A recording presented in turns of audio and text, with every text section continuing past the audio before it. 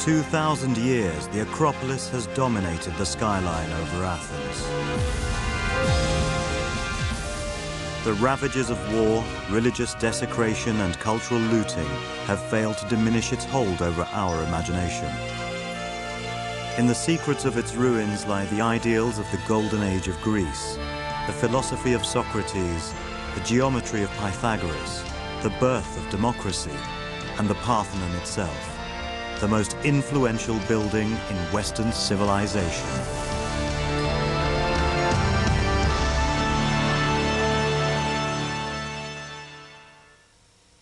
These are public buildings in the greatest city of its time, a city that had the power and had the wealth and had the navy and had the wherewithal and the artisans to do what they did. And when they were gathered together, they were not only competitive with each other and had to work and wanted to work together through that competitive spirit, but they were also competitive with art itself. They thought to themselves, we are as good as any artists have ever been, and we must show the world as they knew it what they could do. And there was no compromise. The boldness and ambition of the Acropolis was funded by the spoils of war, a war that determined the fate of Greece.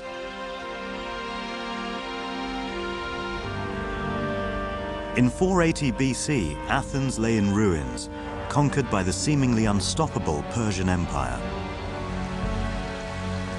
At sea, the Persian armada of 800 vessels bore down on the retreating Greek fleet, who were hopelessly outnumbered.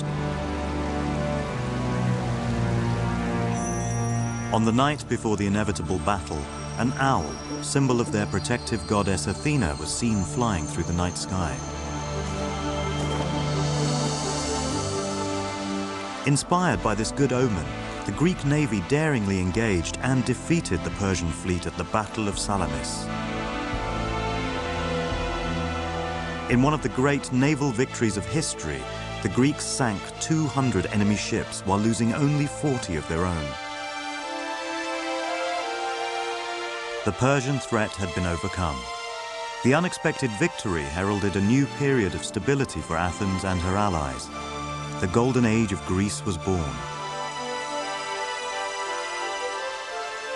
A permanent alliance of Aegean city-states was formed called the Delian League to defend Greece's newfound independence from the Persian menace.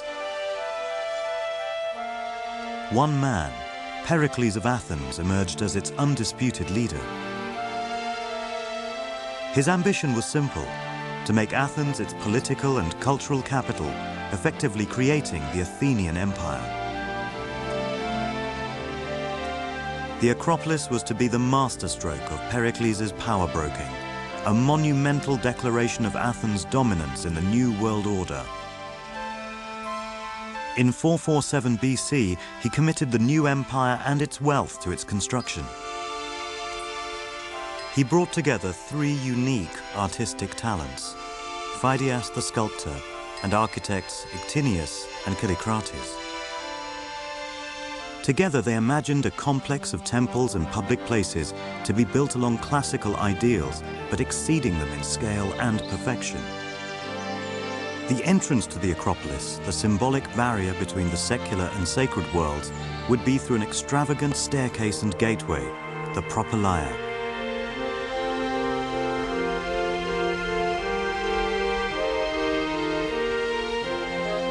To the north, they would rebuild the Erechtheion, a temple named after Erechtheus, the ancient god-king of Athens, who the poet Homer described as being Athena's own foster child.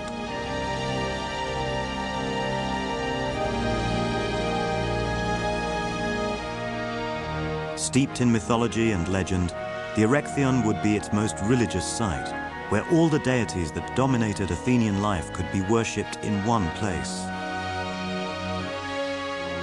Facing the Erechtheion to the south would be the Parthenon, meaning House of the Virgin, a palace fit for their goddess Athena and an impregnable treasury for the wealth of Athens, guarded over by the goddess herself.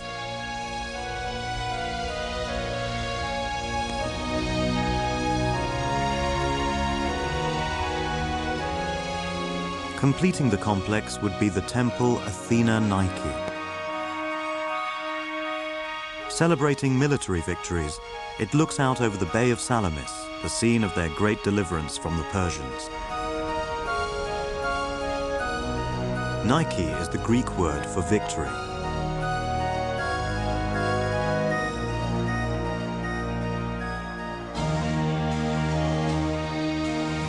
Pericles' Acropolis was to be the focal point of Athenian life. Religious processions would enter through the Propylaea and climax at the Erechtheion. On its many altars, hundreds of cattle would be sacrificed to Athena, Poseidon, and Zeus. Sporting games would augment the festivals. Grand feasts and banquets would take place on its wooded slopes, a time for young girls of marriageable age to be introduced to male society. On the broad plazas between temples, military parades would celebrate Greek power. At Athena Nike, their war dead would be honored and protection sought for those still fighting for the city.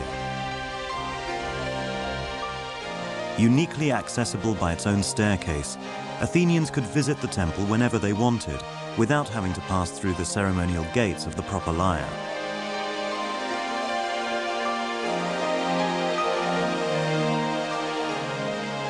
Every detail of the Acropolis, its masonry, sculptures, and painted decorations, were to be the finest ever created.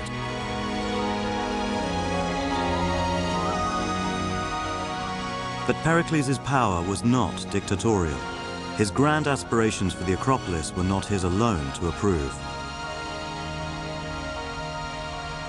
The entire building program that Pericles proposed and every individual project had to be approved by the Democratic Assembly. And to a very large degree then, the monuments on the Acropolis, though perhaps the idea of one man, Pericles, nonetheless were the work of the democracy as a whole. Athenian democracy was developed around 500 years BC.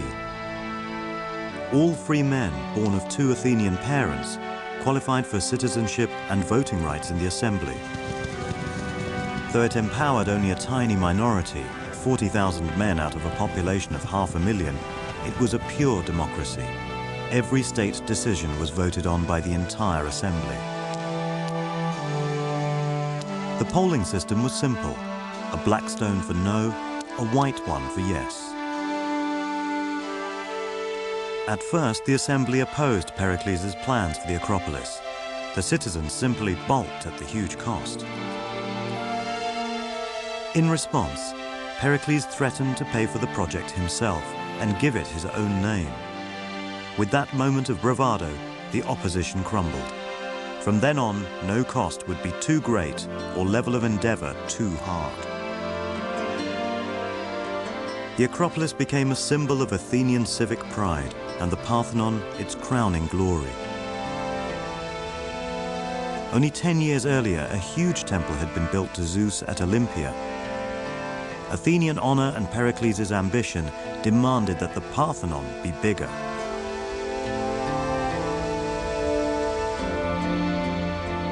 Its foundations were to be built over the ruins of an earlier Parthenon that had been razed to the ground by the Persians.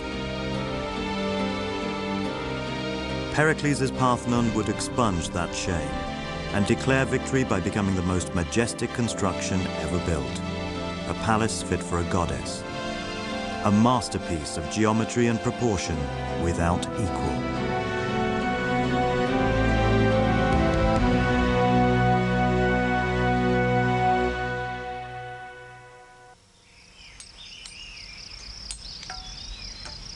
Marshaled by Pericles, the Athenian assembly voted for every aspect of the Acropolis to express the ideals of their revolutionary society.